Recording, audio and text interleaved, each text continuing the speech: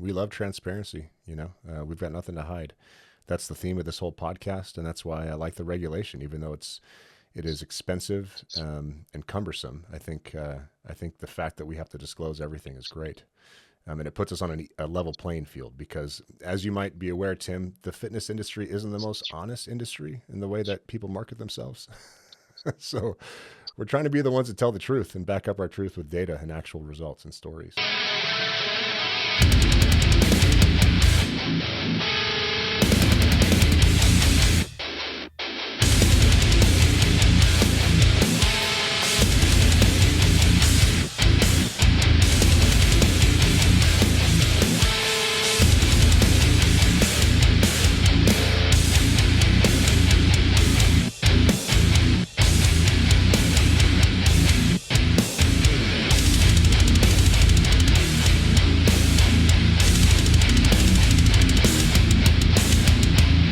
On today's show, we have Mr. Timothy Pickwell, Esquire, which I thought I've always wanted to be an Esquire, but never wanted to go through the school. Tim, I should warn you before we get started that I've been accused of being as entertaining as a root canal. And to the haters, I just want to let you know that that's all about to change because today on the show, we have a lawyer. So this will be extremely exciting. Hold on to your seats, my friends. This is going to be a rager. For those that haven't switched us off yet, this will actually be a fun conversation. Tim is our franchise attorney.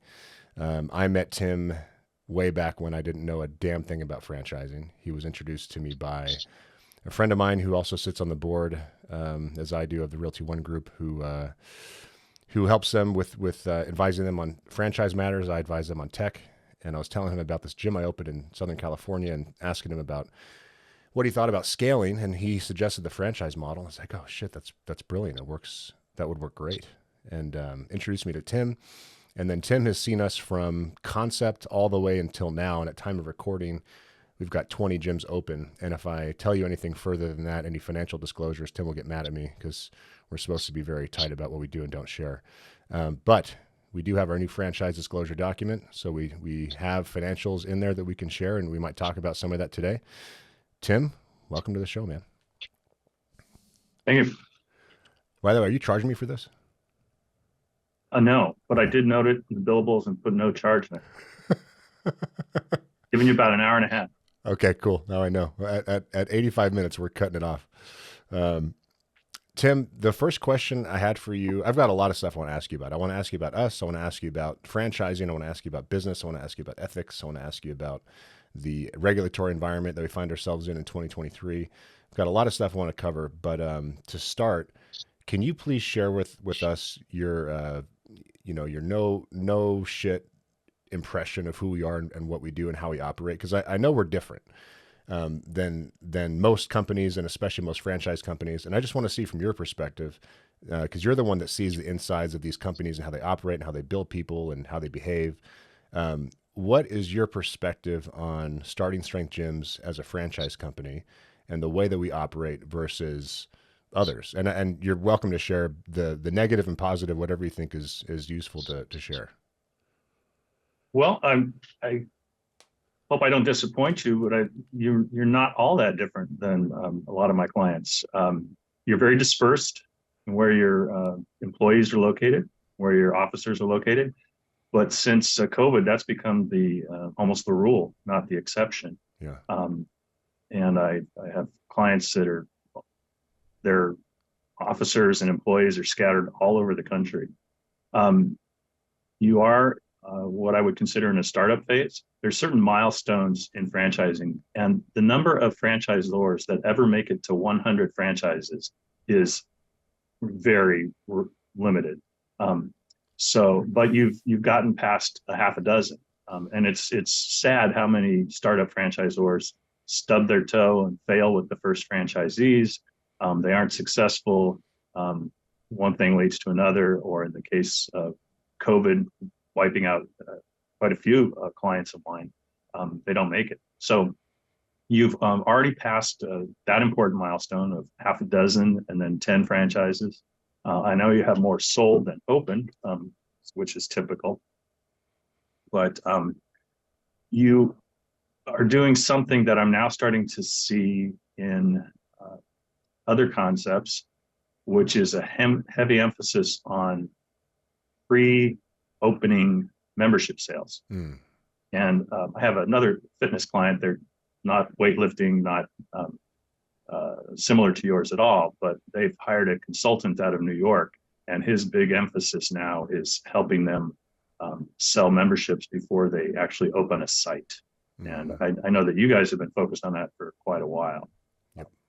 With good results as measured in the FDD. Yeah. Franchise disclosure document. Right. Yeah. So our thinking there is pretty simple. It's like, you've got this long period of time between the moment you sign the franchise agreement and the moment your gym opens.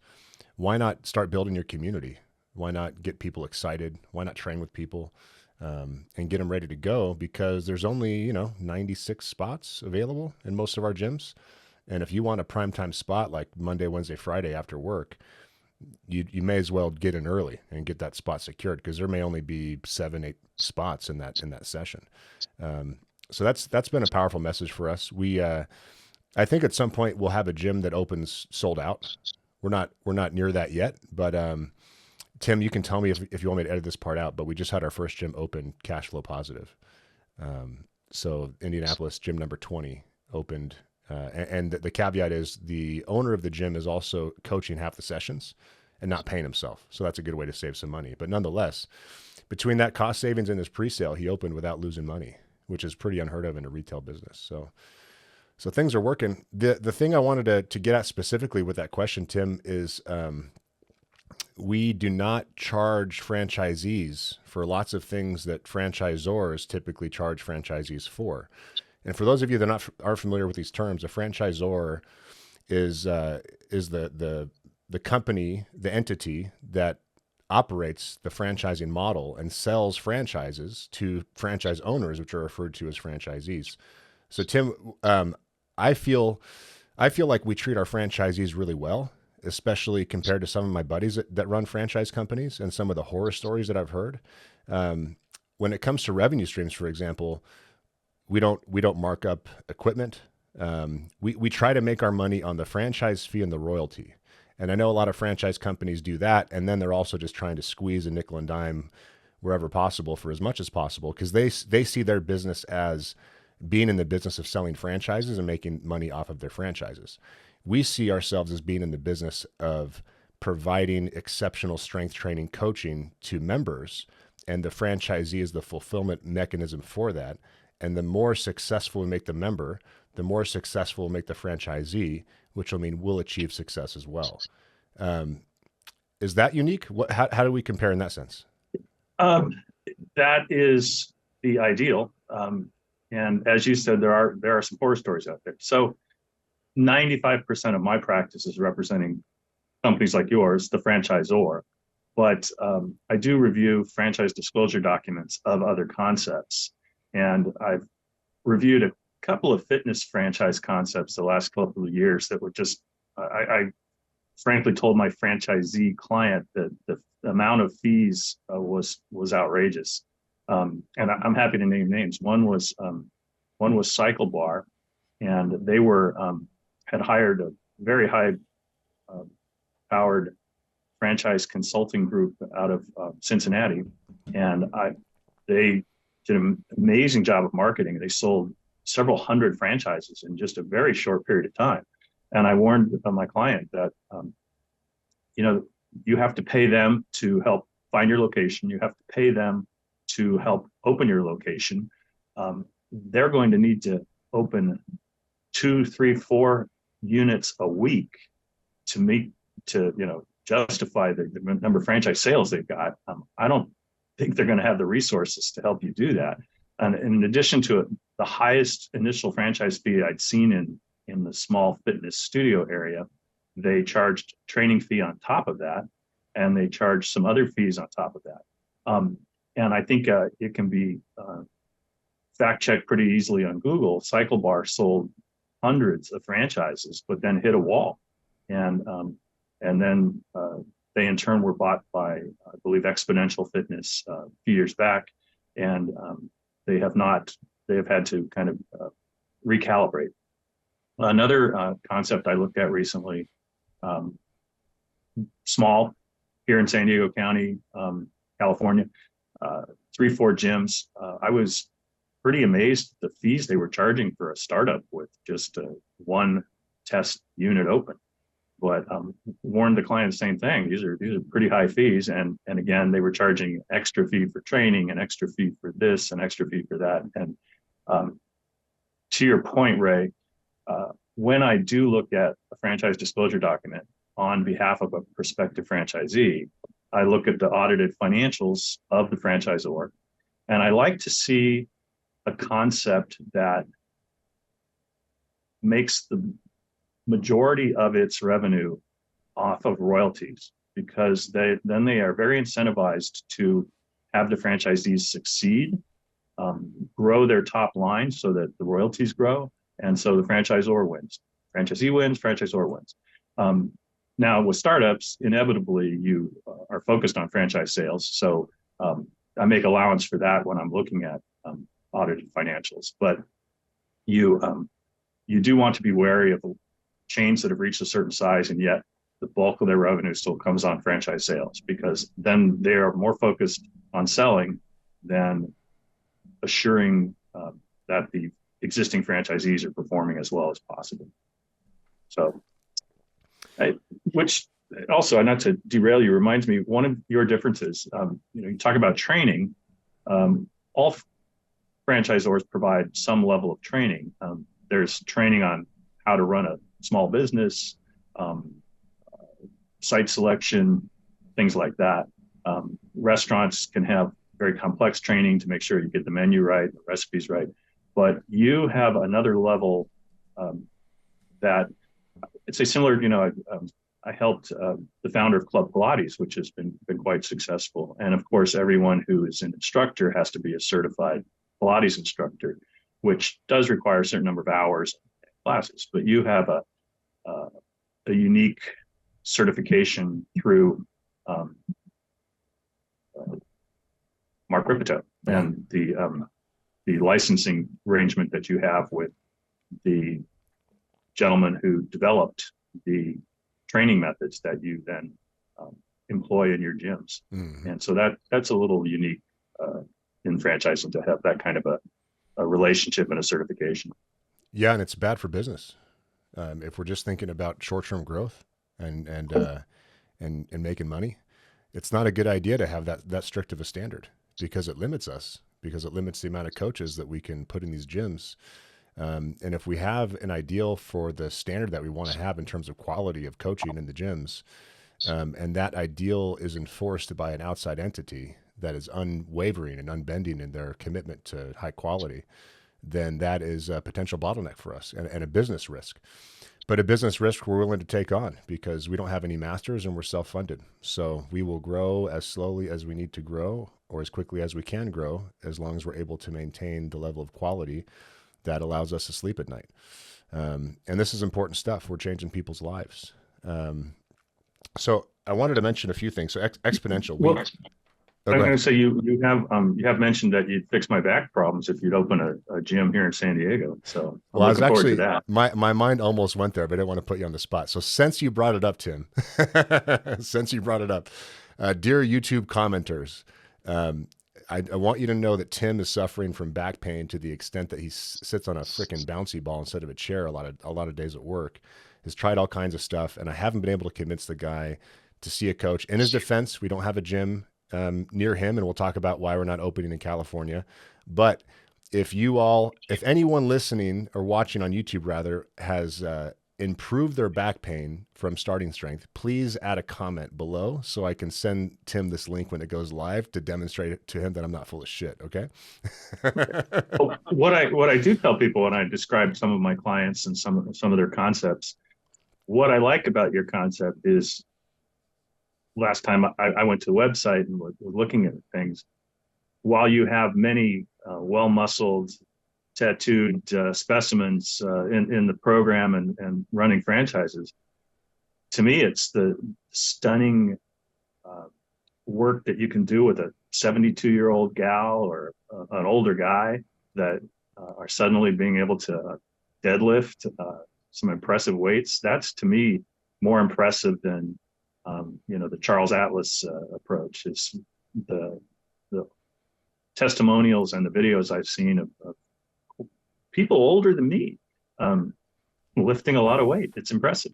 We've got a 73-year-old guy in Dallas that deadlifts 425, and that's cool. It's cool to lift a big number, but it's the thing that we're trying to communicate to the public that's extremely difficult is what that means for you in your day-to-day life, how that translates to body composition, metabolic function, muscle mass, balance, power, speed, capability, bone density, integrity of your joints and everything in between.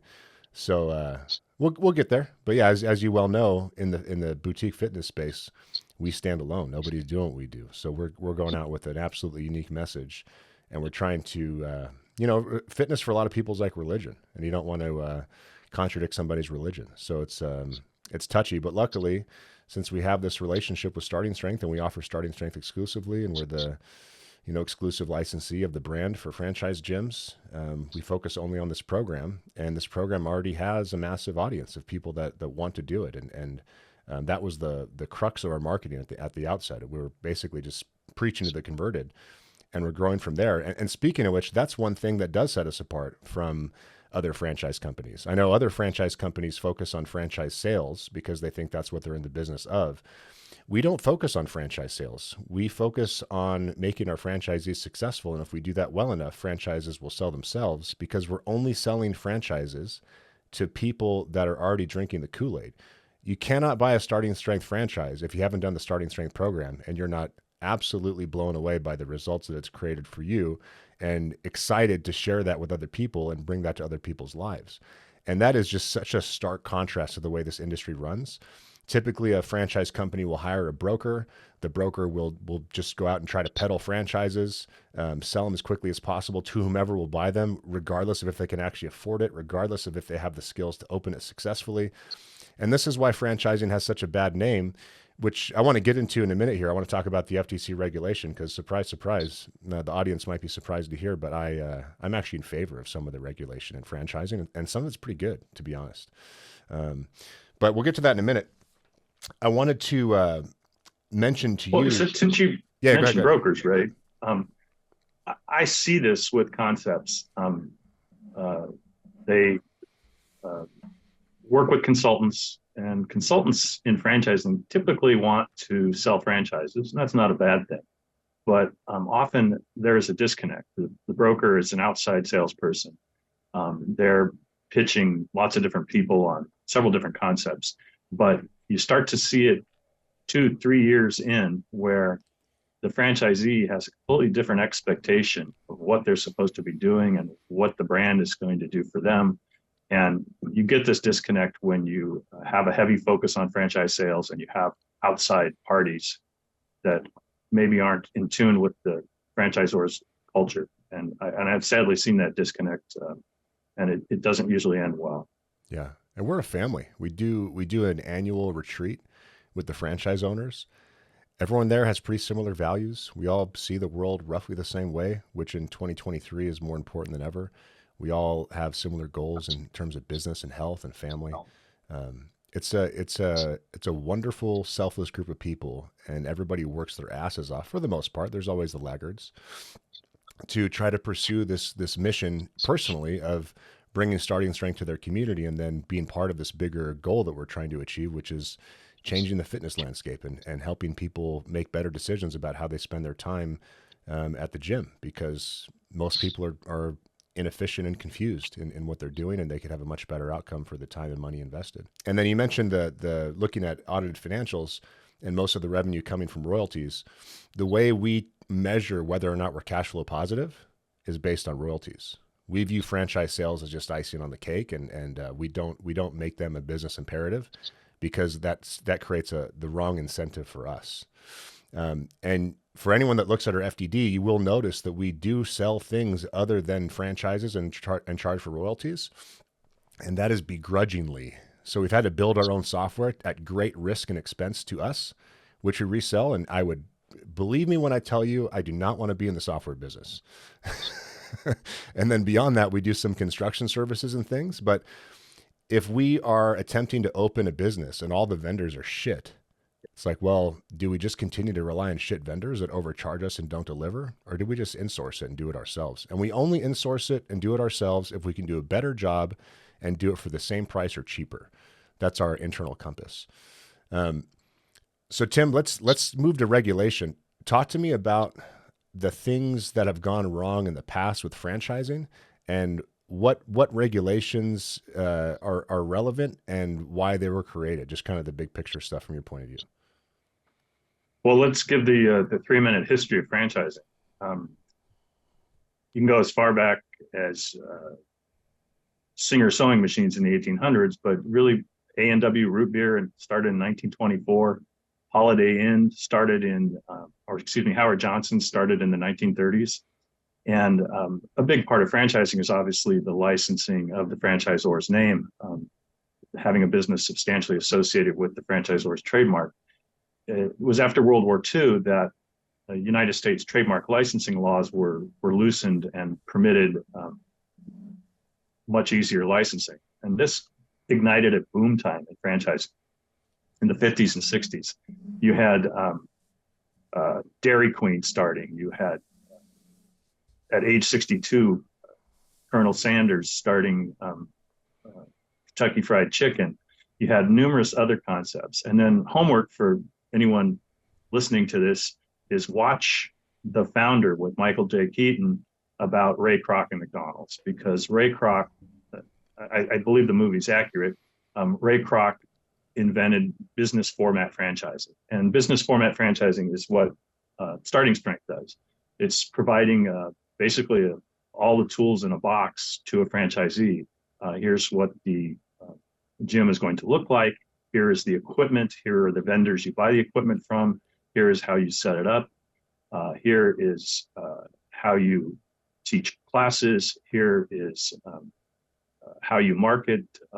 And that's what is shown in The Founder. Ray Kroc, borrowed heavily from the McDonald brothers, but here's how the kitchen is designed and laid out. Here's the list of suppliers and vendors, and that's how it works. That is called business format franchising, as opposed to just a product distribution franchise that is much looser. So look, appearance, feel of every gym should be the same, just as in most franchise concepts. You would be at home walking into one in Idaho as you would in one in Texas. Mm-hmm. So that was the boom times, and things were great. But there were a lot of celebrities lending their name to franchising, and the wheels started to fall off in the late 60s, early 1970s. And you had celebrities like Joe Namath lending his name to a concept called Broadway Joe's that sold, raised a bunch of capital, went public, opened exactly one restaurant, and collapsed. Minnie Pearl lent her name to a very fast-growing franchise concept that went public, and that stock cratered. They led to some revenue recognition rules because they would recognize the revenue from franchise sales instantly, even though the franchises never opened. So by 1970, the United States Senate was investigating franchising, and Johnny Carson, the TV host, and Mickey Mantle testified in front of the United States Senate about franchising because they'd lent their name to concepts. The New York Attorney General was investigating franchising, and the Attorney General for the state of California said, next to land subdivision issues, this is 1970, next to land subdivision issues, the single greatest source of complaints we get is about franchising. So there was this perception at the time that the white shoe salesmen were blowing into town, putting on a dog and pony show, taking an unsophisticated mom and pop, taking their life savings and then disappearing. Yep. And the franchisor would collapse and nobody would ever open. Yep. So that was the perception. Those were the investigations going on. And to address this, California passed the very first franchise registration and disclosure law, the California Franchise Investment Law. And there were three aspects to it. One, so that nobody would be misled, you had to provide a prospective franchisee with a thick document at the time called a Uniform Franchise Offering Circular. That's lingo's been changed to franchise disclosure document. It's not just the contract. It discloses everything about the franchisor, everything about its executives, everything about litigation the company's been involved in or litigation the executives have been involved in, all fees that you might ever pay, the estimated initial investment to open the concept, on and on and on. Yeah, and then a sample, whether or not we've been to jail, filed for bankruptcy, all that. Optionally, Yeah. we can disclose how the franchises are actually doing financially, all that kind of stuff, right? Right. And so that was the first aspect of the law, that you had to provide this document to a prospective franchisee at the time 10 business days. Now it's just 14 days before they can sign a contract or pay any money. So it's not a cooling off period, but they have to have this document in their hand, sign a receipt for it, and wait 2 weeks before they can pay any money or sign the franchise agreement. Second aspect of California law was that this document needed to be registered with the state. The franchisor needed to be registered. The document needed to be filed and is reviewed by an attorney in what is now the Department of Financial Performance and Innovation. Was the Department of Corporations. At any rate, an attorney reviews it, not to evaluate the merits. That's not their job, and they're not in the business of saying your fees are too high or your fees are too low. They're just making sure that all the required disclosures are in the document and appropriately drafted and that type of thing.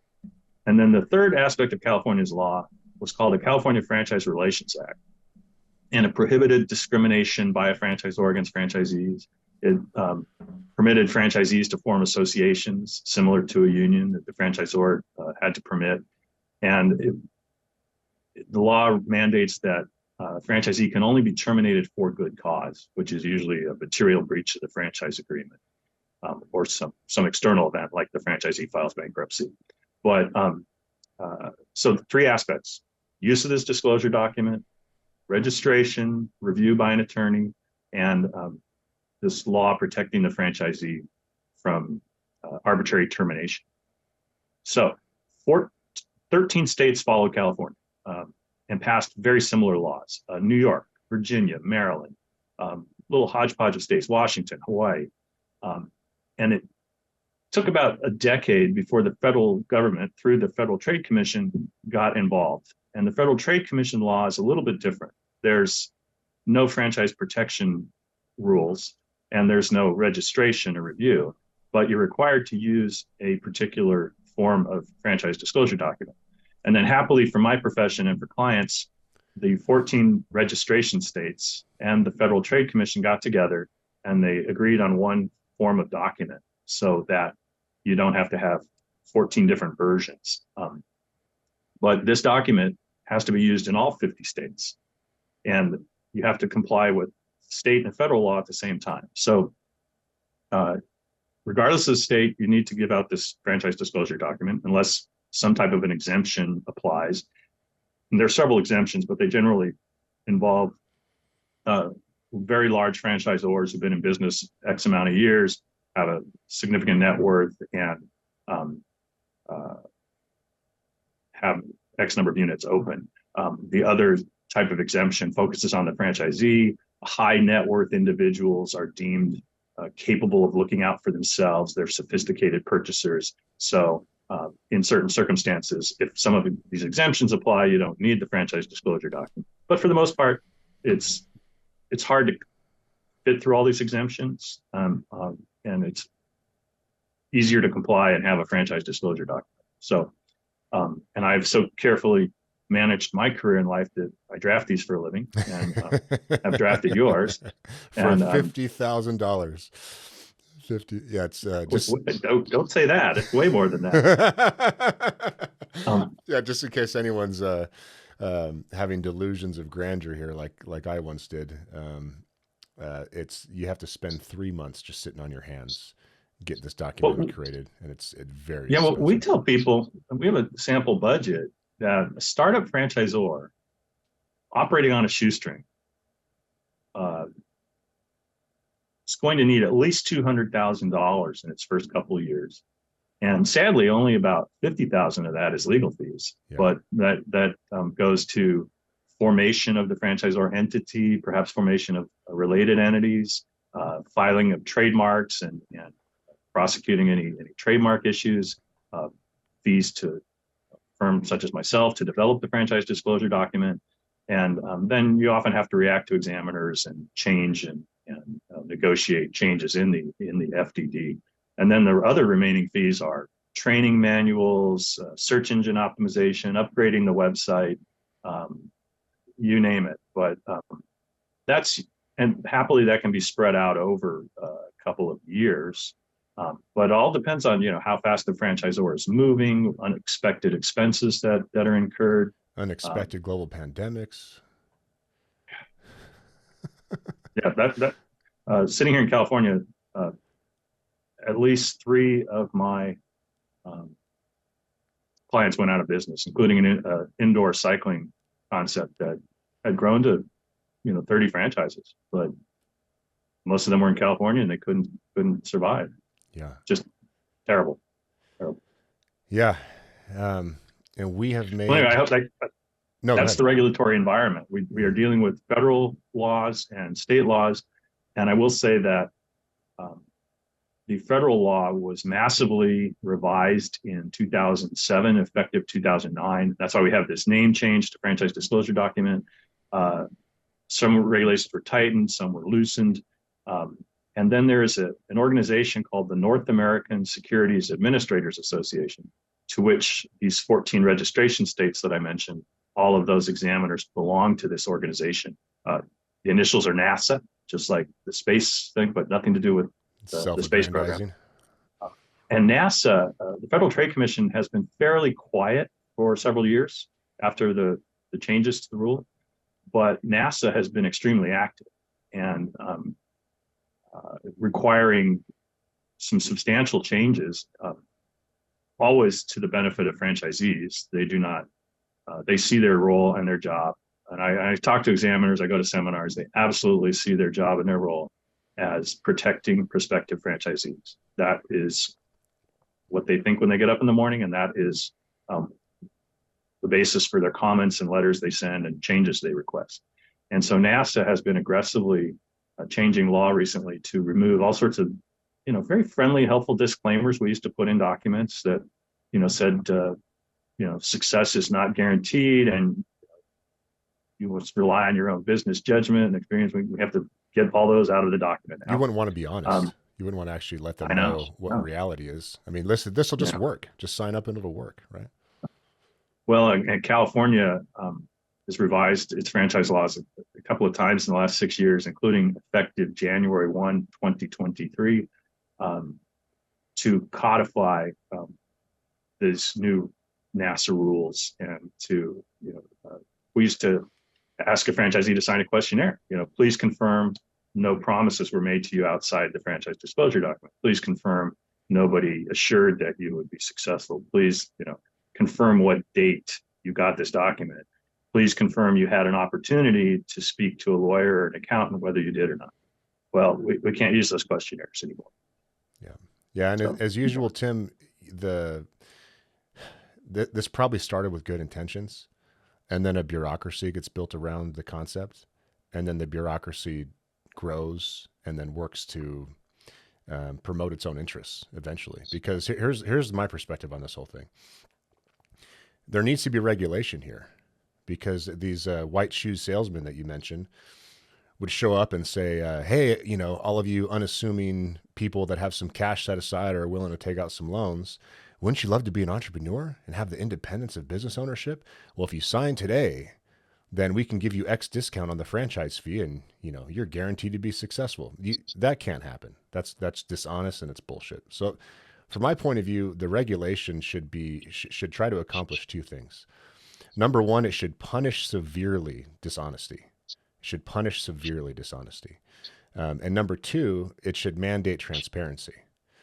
And I think this should apply at every level of society. I think this should apply to a senator. So if a senator is dishonest, there's a massive penalty for that. A senator should have to disclose his financials at the moment he takes office all the way through his career, so we can watch his net worth grow or not, and then make parallels to what committees he sits on. This should apply to massive megacorps. This should apply to franchise companies. If the government just focused on making sure people did not lie or punishing people that did lie and making it so that consumers had informed choice so they could make an informed decision, then the regulation would make a whole lot of sense. The trouble is you get all these people that want to create these specific laws to solve specific problems, but they're not thinking multi-layers deep, and they're not thinking about the unintended consequences. And when you plug one problem over here, three on the other side pop up. And this is not something that a bureaucrat who's never done any business themselves can possibly fathom. And so we're being regulated by people that don't actually understand business because they've never been in business. And a perfect example of this is when we were trying to do a gym in Washington. We registered up there because we were going to do a gym in Seattle. That was right before COVID ended up falling through. Thank goodness. And the regulator there put a warning on our audited financials saying that, we might be in a financially compromised position. And the trouble with these idiots, just say that at least half my clients have that warning. Yeah, it's not a reflection on my client base. It's just, and if you just automatically, Washington does that for any initial filers, no matter how healthy their financials. And to your point, I have clients, they get inquiries, and they want to do a market test, or they want to go chat with people in one of these registration states, which was what any normal businessman would do. You'd want to sound out the market, look around, talk to several people, gauge interest before you go to the expense of filing and registering. But that's not how the law is written. Right. You have to file and register first before you even talk to anybody. You're not even allowed to talk about the idea unless you're registered there. Yeah. You just say, I can take your name and number, get back to you. I think some of the drafters of these franchise laws would disagree with me, but I feel that franchising has done an extremely poor job of adapting to the internet, which has been around for 25 years. And there's so much information out there now for a franchisee to poke around. First of all, the laws, the registration states, again, you have to register before you talk to anybody, but they don't make allowance for the fact that now franchisors like yourself are often approached first. The laws assume that you're doing road shows at the conference room at a hotel near the airport, and you're blowing in and out of town, and you're running print ads. And so they don't anticipate that it's a person who's not satisfied with their corporate job, and they want to be an entrepreneur. They start poking around for ideas about franchising. They look at certain concepts, and they reach out to franchisors. That happens all the time. Yeah. There's also websites out there, for bad franchisors.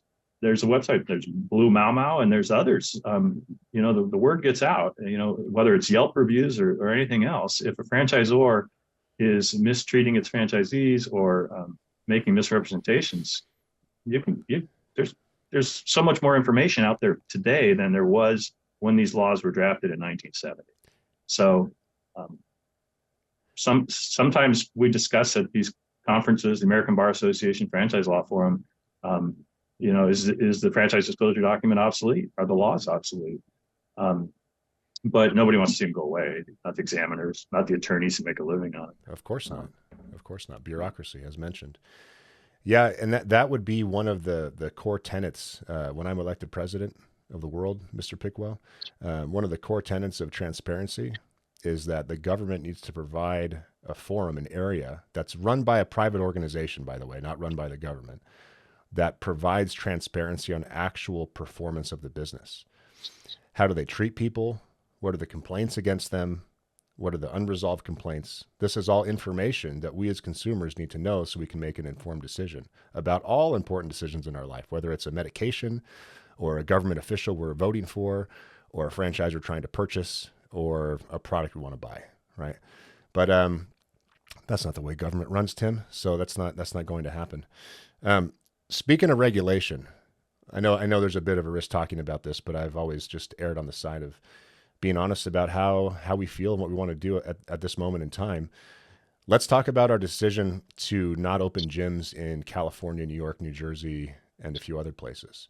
So California really showed their hand during COVID. as far as what they view their role is. They view their role as we are the subjects, and they are in charge, and they get to dictate what we get to do with our lives and if we get to be in business or not. And a lot of other states are similar. And that in itself is a disqualifying factor. Just that mentality of governance is a disqualifying factor. It is antithetical to the American spirit. Beyond that, these fucking idiots are proposing, what is it, a $24 minimum wage for any restaurant that has over 100 units. They're also proposing a wealth tax. If you have over X million dollars in the bank, that gets taxed annually. They're also proposing that for if you're a franchisee and you're sued, your franchisor is counted as a party to the lawsuit. You're a co-employer. I could go on and on and on. These people have lost their fucking minds. Can I please get your legal opinion on this? Well, I didn't flee the state, so I had to live through it, and I watched my client base shrink. The clients I lost almost immediately. In-person high school, middle school, and high school tutoring. Who needs that? Had three. Not essential. Yeah, gone. Had to close their doors. Tried to renegotiate rents with landlords with no success. And since they weren't allowed to have students, but they had rent, they were gone. Some small fitness studios, one a startup with two units, other this indoor cycling that dragged on. They had to close their doors. They weren't allowed to have classes unless they did it on the sly with the blinds closed. Another client had been in business many years, did after school enrichment programs, kind of babysitting to bridge that gap between when school closed at 2:33 to when the parents could pick up the kids at 5. But they did fitness and athletic classes, everything from cheerleading to soccer, whatever, on the campus of an elementary school after school. Non-essential. And had to close. Yep. So I lived through, half a dozen of my clients closing either immediately or over the course of a year. And I also had an interesting experience while waiting in line, because we had to wait outside the Verizon store in 6-foot distances. Which is based on science. Right across parking lot from a fitness studio. And I want to say this brave lady, a Pure Bar, some type of a bar type of fitness concept. And she had a sign on her door that said, to the sheriff, do not come in unless you have a warrant. Nice. And while I was there, she had a class finish up. People left smiling, thanking her.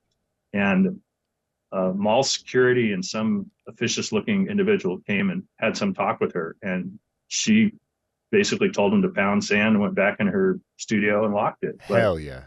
She was, good for her. And she did what she could do to try to stay alive. And it's just sad.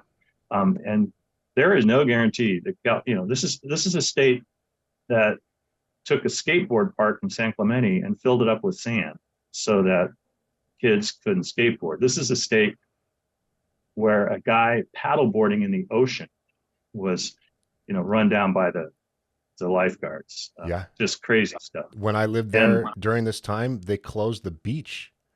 They closed the parks by my house. They took off the basketball hoops. I took my niece, who was 2 or 3 at the time, to a park that was closed, and someone yelled at me as they passed by. I was on an empty trail with a friend walking outside, and someone from about 100 feet away yelled, "Where are your masks?" I was walking outside. I was walking outside in downtown Fullerton with my wife, and we passed a guy in an alleyway who yelled at us for not wearing masks outside. I mean, the people there that love the authoritarianism, good for you. Enjoy yourselves. But that is not us. And thankfully, Tim, it just so happens that the people that are interested in improving themselves and are okay with delayed gratification and hard work are also the same people that are anti-authoritarian. And I just want to take a minute here and Bree, please make a clip out of this, because I want to send my most sincere thanks. I want to send my most sincere thanks to the members that continued to pay their membership during the shutdown. Our gyms were closed for 2 months. We were a brand new franchise. We had 4 gyms open. I was not making any money, not a dime. The founding team was working off scraps. Our bank account was at constant risk of being empty, and the whole country got shut down for 2 months. And the only reason why this company still exists today, the only reason why we're able to do what we intended to do initially, is because the members at those gyms, the vast majority of the members at those gyms continued to pay their membership, even though we were closed, because they care about us and the service we provide that much. And I just want to let you know that we are forever indebted to you, and we feel the same way in return. And I hope that we've shown you that level of gratitude, and we've repaid your gratitude with our hard work and our service. And we've repaid the loans, obviously, but I just want to make that very clear. Without your generosity, this company would be dead. So, and this is my life's work and my life's dream, and it helps thousands of people, and lots of people depend on it, creates tons of jobs. We're doing important work here. So thank you very much for continuing to pay while we were shut down. It literally saved our lives. By the way, Tim, how many of your franchise companies are self-funded? Is this a common thing? Are we nuts?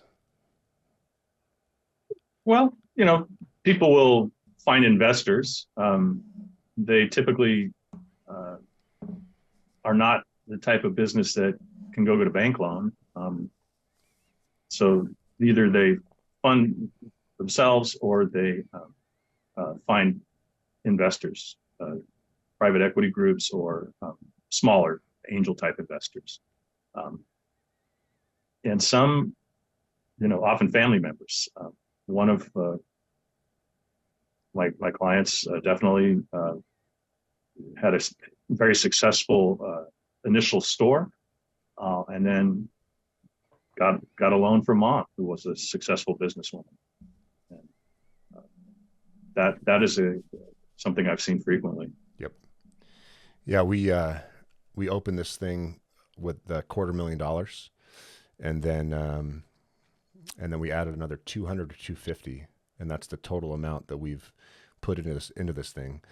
And talk about a shoestring budget. I mean, we're just, I describe it as juggling with machetes. It's just there's like you need to invest in the future. You need to build a capability. You need to build an organization. You need to provide the tools, materials, resources, and support so that you can be successful, while at the same time being a financial steward and not overspending and not putting yourself into bankruptcy. And that careful balance has, no exaggeration, has been the hardest thing I've ever done in my life. If we needed to be cash flow positive, we hit cash flow positive based on royalties months back. We are now investing and losing 20, 30 grand a month because we're building our marketing capability and investing in the future. But if we had to wind back and be cash flow positive to sustain, we could. So that's comforting to know. We'd have to furlough some people.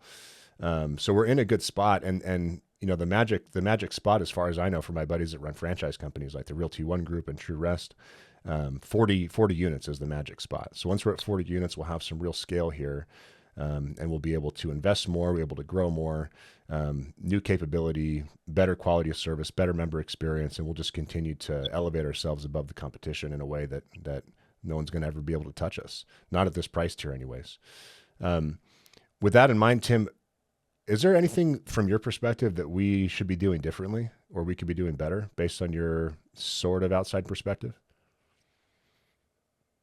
Wow, that puts me on the spot.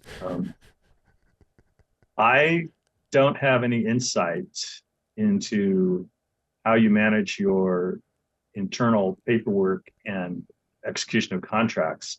Some clients have us fill out their contracts, even to the point pre-COVID, DocuSign, where we put the sign here stickies all over the franchise agreement and exhibits.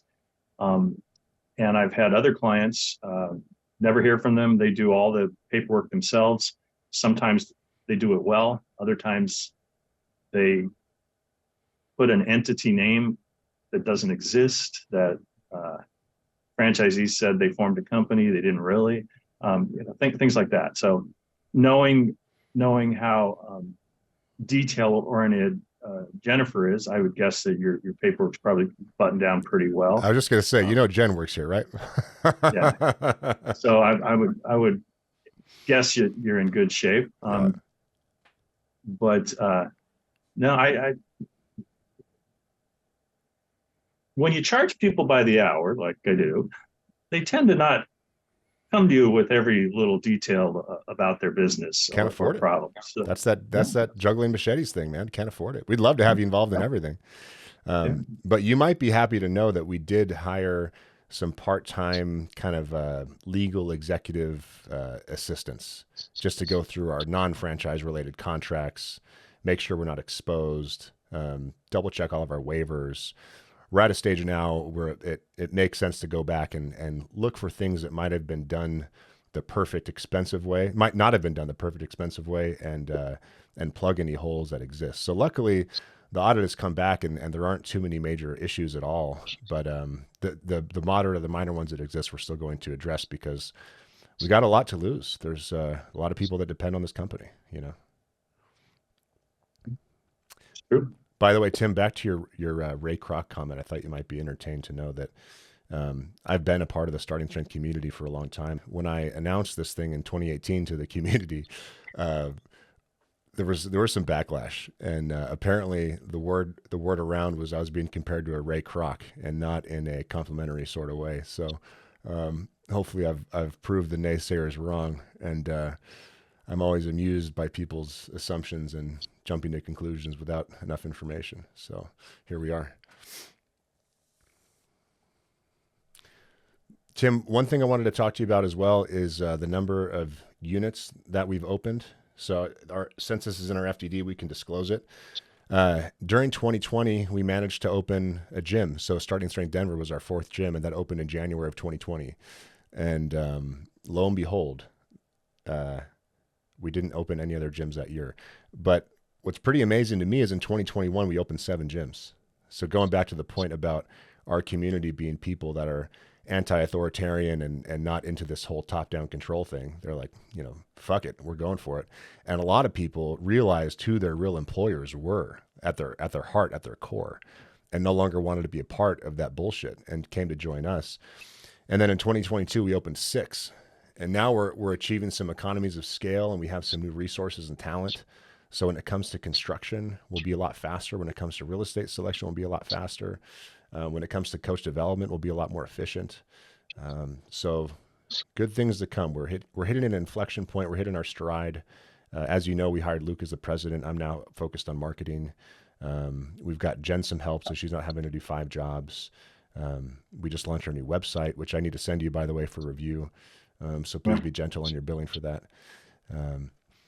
Well, Ray, what you're talking about is excellent, and it's if a franchisor is going to be successful and the concept can play outside of the original markets, and I have a background in the restaurant industry, and it's fascinating sometimes how a concept can succeed in a regional area, but when they try to take it to a new state, fails. So anyway, as you snowball and you have the success, it's everything you've talked about. You start getting economies of scale. You have now have feedback on 40 different sites, and so better than ever what's working and what's not working, and your site selection criteria get very refined and tight, and everything about it snowballs, including you start to see if you have 2 people, one is probably going to be more successful than the other. If you have 40, you're going to start seeing a range of who are the better managers and why, and what is their background and what characteristics do they have. Yep. And so you start a better selection process. Yep. So the success can snowball, hopefully. Indeed. And one thing we're discovering too is instead of us providing all the training, which we need to do and is an important part of our role, what we're finding now is that we have so many franchise owners that have taken our model and refined it and have maximized its potential. And in a lot of cases, these people are the best to share their best practices with others because they're in the trenches doing the work every day. And our conception at this point is a bit theoretical. Every shareholder of the franchise company owns at least part of one gym in this franchise, and some of us own an entire gym ourselves. But nonetheless, some of these guys, like Mark Diffley down in Austin, like Brandon Kubo here in Boise, they have really figured out how to optimize this model. And they're a wealth of information. And when we get together in this annual retreat, there's just so much good information being shared, and it's just great to see everyone wanted to help each other out. And there's a theme, there's a vibe in our company of service, of getting value, getting satisfaction out of helping other people. And I think that's one of the strongest traits that we have. And we select for that. So we find ourselves surrounded by a bunch of great people. I see that with my clients that drill down and get all sorts of financial information from franchisees and share it with the community so that people can benchmark how they're doing or why they're not doing as well. And they share the information at conferences or on conference calls. And it really it's the sharing of best practices. And back to this franchise disclosure document, you might have mentioned that we include a lot of information about the system. We show in one section charts that show how the franchise system has grown or shrunk in the last 3 years. And we also then list the name of every franchisee in the system, including those who have signed but not yet opened. And in a section I often call the anti-franchise sales section, we list the name and contact information, phone number of franchisees who've been terminated in the last year, if any. And so when the prospective franchisee gets the franchise disclosure document, there's a list of names, addresses, phone numbers, people they can call. And sometimes in a small system, franchisee gets tired of answering phone calls all the time, but you may get lucky if you call 4 or 5 and get an honest answer what the system is like and what they do like and don't like. And then I had a client, this was a franchisee client, she called the franchisees who'd been terminated in this one system. And she said, kind of came to the conclusion they deserved it. It didn't deter her. She decided, she was an exceptional businesswoman herself, and she decided that these people didn't know what they were doing and had made mistakes that were their own fault. So, or you may call these people and they say they hate the franchisor and here's why, and they were misled. So, but anyway, all that information is in the FDD. The franchise disclosure document has a wealth of information for a prospective franchisee. Yeah, we love transparency. We've got nothing to hide. That's the theme of this whole podcast, and that's why I like the regulation, even though it is expensive and cumbersome. I think the fact that we have to disclose everything is great. And it puts us on a level playing field because, as you might be aware, Tim, the fitness industry isn't the most honest industry in the way that people market themselves. So we're trying to be the ones that tell the truth and back up our truth with data and actual results and stories. Tim, you've seen a bunch of companies. That's why you talk about laws and regulations. California has quite a few laws about gym memberships and contracts and disclosures. Yeah, they must get paid by the letter over there. Tim, do you have any advice for us? Because you've seen a bunch of franchise companies grow and fail over the years. You've seen several at our stage, 20-ish units. You've seen similar financial situations, I'm sure.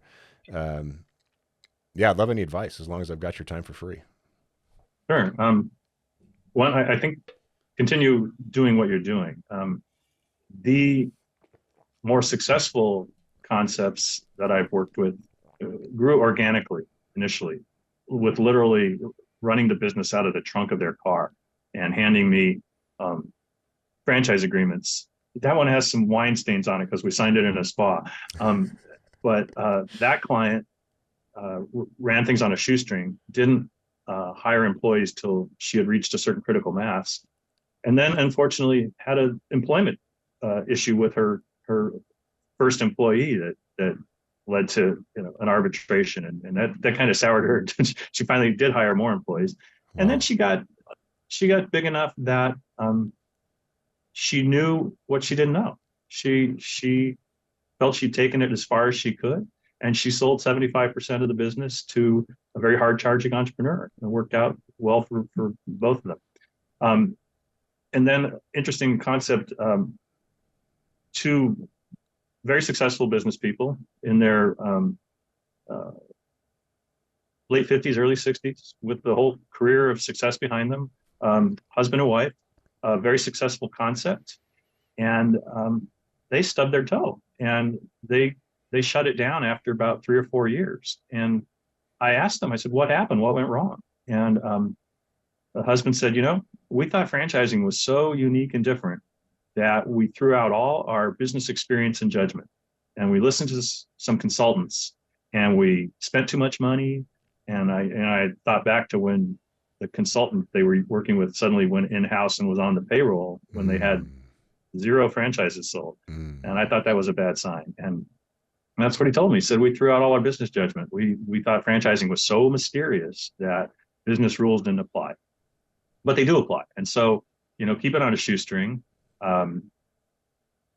Only add staff when it's absolutely necessary and you can justify it, and grow organically. You can probably your system with the credential you need to be a trainer might be different, but I've seen a number of concepts that hire high flying brokerage group that they promise them stories like, "We got 40 business brokers nationwide. We're going to put a package together. We're going to be on a phone call Monday morning with 40,000 business brokers, and we're going to sell 200 franchises. And in return, we want 25% of the royalties forever, and we want 80% of the initial franchise fee." And there's the landscape is littered from the 70s to more recently with chains that grew really fast and then collapsed. And names include Curves, Cold Stone Creamery, and many others. And so the successful chains I see are patient and grow organically. And then you get to a certain size, you can have your corporate structure with your franchise salespeople and your trainers and everybody else. But you're not there yet. Well, the vultures are circling, and they've been circling from day one. People wanted us to sign up so they can broker sales for us. People wanted to consult for us. People wanted to buy us. We had somebody apparently talk to my CFO early on about offering us $30 million once we can open a few units and demonstrate proof of concept. And my CFO was surprised when I declined the meeting. And he said, "You don't even want to know who it is?" I was like, "We're not for sale. I don't care." And we've had several situations like that since inception. So I know we're onto something here. It's just a matter of having really good business fundamentals and being sober and clear-headed about the decisions we make and the way we spend and how we invest in growth. And the people, most importantly, the people that we involve in this thing. People are the absolute most important part of business. And speaking of which, Tim, you've been instrumental to us, so I want to thank you for that. And I want to thank you for your time today. Is there anything you want to mention that I haven't asked you about?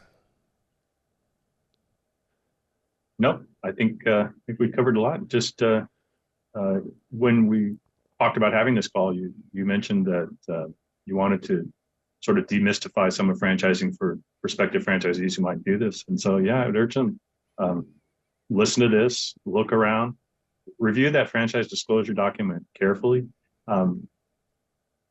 I get approached by 10 prospective franchisees about reviewing a franchise disclosure document for them. And I quote what is actually too low a fee. I'm going to get out of that business. And I'm surprised if I hear back from 1 out of 10 or 2 out of 10.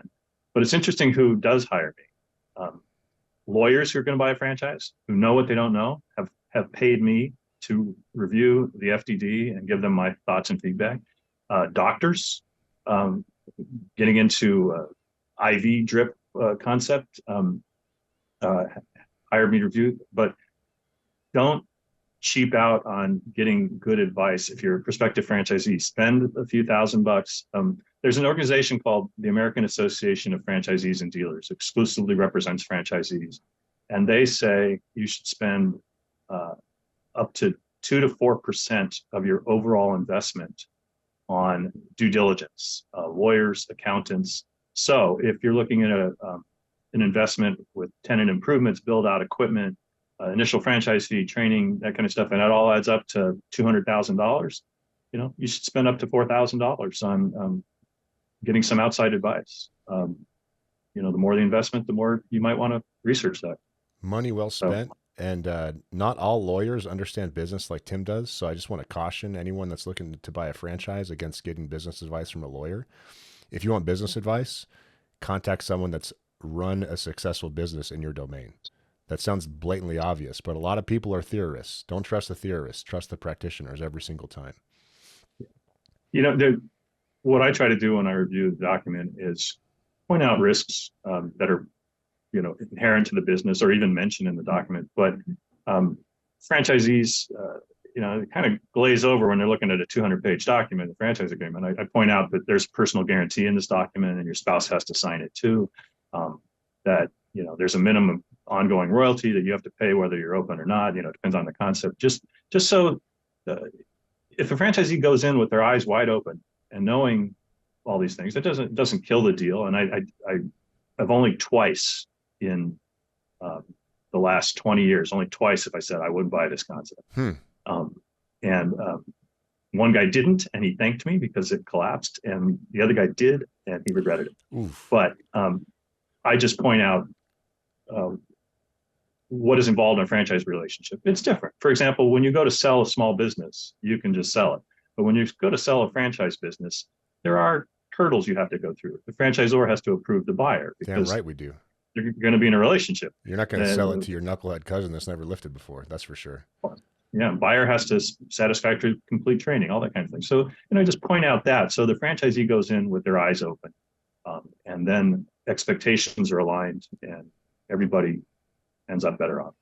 Next time you're in the belly of the beast talking to these bureaucrat regulators, maybe suggest to them that there should be a page at the outset of the franchise disclosure document that just says material terms. These are the 15 things scattered throughout this 200-page document that if you don't read anything else, just be aware of these things. That would be extremely helpful. But of course, that's far too logical for regulation. Well, I think they're doing that because they've modified the first 3 or 4 pages of the document in the last few years. Okay. So they're getting to, okay. Well, shit, I'm happy to be proven wrong if they're moving in the right direction. Tim, you're a hell of a guy. Thank you. Do you want to plug your details in case anyone's listening to this and is thinking about making the mistake of opening a franchise company? Well, I'm representing only franchisors these days, but name is Tim Pickwell, Pickwell. I have a website, Pickwell Law, that every few years I pay a Pakistani guy to update. So, but you can reach me through that. I don't get my clients off the internet typically. Yeah. All right, Tim. Well, thank you for everything you've done for us, man, and I enjoyed the conversation. You're welcome. All right, talk soon.